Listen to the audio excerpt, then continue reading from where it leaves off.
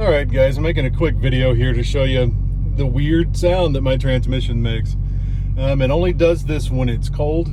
It doesn't do it when, if you drive it for like 5 minutes, it won't ever do this again. So I haven't taken it to the dealership yet.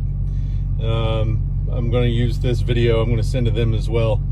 But what happens is when you put it, I'm going to go ahead and put it in park.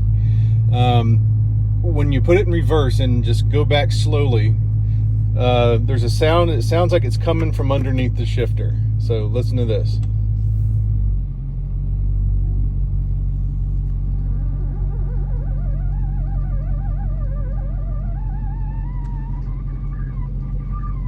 Hear that? And see, it doesn't do it in forward.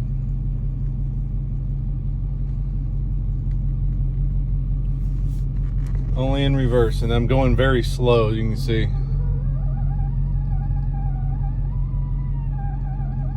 It's the weirdest thing. I have no idea what's causing that. All right, there it is.